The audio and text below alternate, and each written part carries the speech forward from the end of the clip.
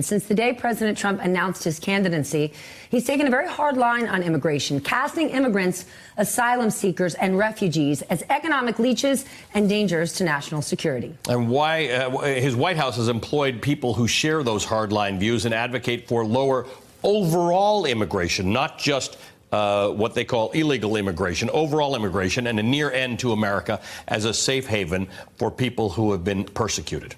Joining us now, New York Times immigration reporter Caitlin Dickerson. Caitlin, walk us through this, because the process has changed for these people when they present themselves at the border. Or let me go back. We keep hearing these reports that, well, a lot of these people were impatient, and so they rushed the border. And when you read that headline, you say, well, there's a process, and you have to follow it.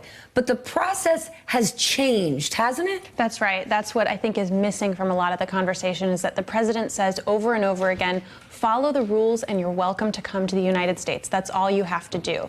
What's missing, though, is that, as you said, the rules have changed really dramatically. And I think the first example is those tent cities that we just saw. Those didn't exist a few years ago. In the past, when you arrived at the border and you said that you needed asylum, that you were afraid to go home to your home country, you'd be processed that day, you'd be evaluated. If your claims seemed credible, you'd be able to stay, and if not, you'd be sent home. But now the Trump administration has introduced this process called metering, where only far, far fewer people can be processed each day. In some cases, it's a couple dozen people. In some cases, it's a couple hundred.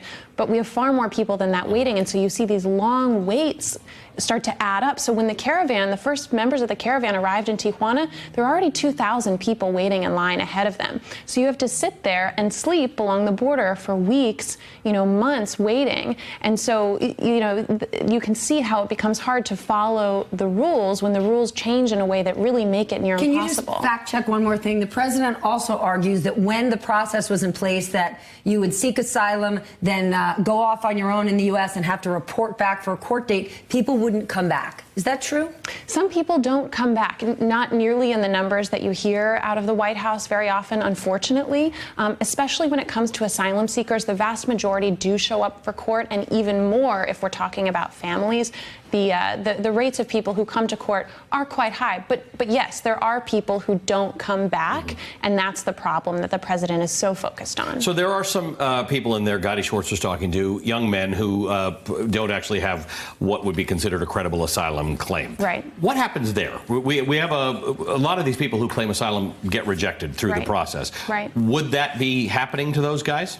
It would. And in fact, you could argue that it would be a lot simpler a process if you would just take them into the port of entry, evaluate them, very quickly learn that they don't have a credible claim, send them home. Right. But legally. But instead they're sleeping along the border. Unrest is growing between, among people who are waiting, between people who live in Tijuana and don't want these tent cities around them. Right. And, the advocates and the organizers who are along the border would argue and are saying that, they think this conflict is sort of intentional, and we can't really know, but they believe that the administration, thinks that this conflict and this unrest is a good thing. It draws attention. It makes everybody look sort of sinister. And make people decide maybe to go home and not wait it out. Caitlin, thanks very much. Caitlin Dickerson. Give you TV images of people rushing the border. Which then justify having the military down there and tear gas. And I don't know, building a wall that not even Republicans support. Caitlin is a New York Times national immigration reporter. Hey, MSNBC fans, thanks for checking out our YouTube channel. Subscribe by clicking on that button down there and click on any of the videos here to watch the latest interviews and highlights. You can get more MSNBC for free every day with our newsletters. Just visit msnbc.com/newsletters to sign up now.